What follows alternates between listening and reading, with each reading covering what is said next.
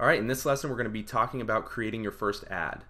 So there's 5 main components to creating your ad. First is the headline, which is the thing that is, or the title that's underlined in the ad, and is the thing that sticks out the most to users when they enter a search term or search phrase. Next is the description line 1, description line 2. Underneath that is the display URL, which is the URL that the user sees when they're viewing your ad, and then the destination URL, or the page that somebody's actually getting sent to when clicking your ad. This is also known as the landing page. So first, the headline. This is the thing that you're going to want to test over and over and over again, and you'll be very surprised what small changes can make in your click-through rate and conversion rate just by testing your headline. So why the headline is so important is because it's the first thing that grabs attention. It highlights the search term. Some opportunities that you can try when testing, when you're testing your headline, is try your brand name, try trademark symbols, try some other symbols, and you always want to try to be unique to other ads. If you're copying what your competitors are doing, it's going to just blend in. You're going to want to try to be that purple cow. Seth Godin wrote a book about that. You don't want to blend in with the crowd. You want to be different. So like for using your brand name, if we're using the red shoes example, you would want to use Nike Free Red Shoes, or the highest rated red shoes, or something along those lines that's different than what other people are saying in that same search term. Next, the 2 lines of descriptions. So usually I try to do 3 different types of strategies on the description lines. First is offering a unique selling factor and a call to action. So the one on the far left shows the coffee example that I've used a few times in the past, but voted the world's best coffee, free shipping on orders over $100. So in the first line, I'm talking about what's unique to this brand. And then in the second line, it's a call to action. So free shipping on orders over $100. Great ad. The second one is telling your story. Our one-of-a-kind coffee is slow roasted by our master coffee pros. So that's more of trying to sell them on emotion and trying to sell them on the quality of your brand rather than just price.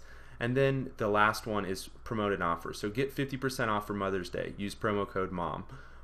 This might not be the best written ad, but you can try tons and tons of descriptions to try to improve your click-through rate. But these are 3 main strategies that I use when creating ads. Another thing to keep in mind when you're using your description, and this is something we're going to show on the walkthrough, is that punctuation matters. So when you're on the side ads, if you add a period at the end of the first description, it's not going to make that much of a difference. The ad's going to look the same. It's just going to have a punctuation at the end of the description. But underneath that, you'll see the top ad, and since we added the period, it pushed that first description to the top line of the ad. So it shows John's flavored coffee and then voted the world's best coffee. And you can see by having that description right next to the headline, it kind of draws more attention. If that's something that you really want people to notice, you can use that punctuation. Now on the right side, we didn't use a period. We actually just used a comma, or if you just left off any punctuation there, you'd get the same result. But as you can see, the left and right ads on the top, the side ads, look very similar. But since we didn't add that period, the first description is not pushed up to the top line. It's on the second line. So really the emphasis is on just that headline, John's flavored coffee. So these are things, again, just to know that you have in your tool belt to get the most out of your ads. And lastly, number 4 and 5 is the display and destination URLs. So the display URL is what customer sees. The destination URL is where customers are sent after clicking. And why they do this is sometimes when you get into deep category pages on your site, the URLs might not be that pretty. This is just another opportunity to promote your relevance. The display URL should be relevant to the ad. The destination URL is also called the landing page, like I said earlier, and both play a role in the quality score. So we talked about quality score before, but using the keyword in the display URL can help boost your quality score. And for this example, like if we're talking about vanilla flavored coffee, I just use \vanilla, and the destination URL might have been something really long in a categorical page.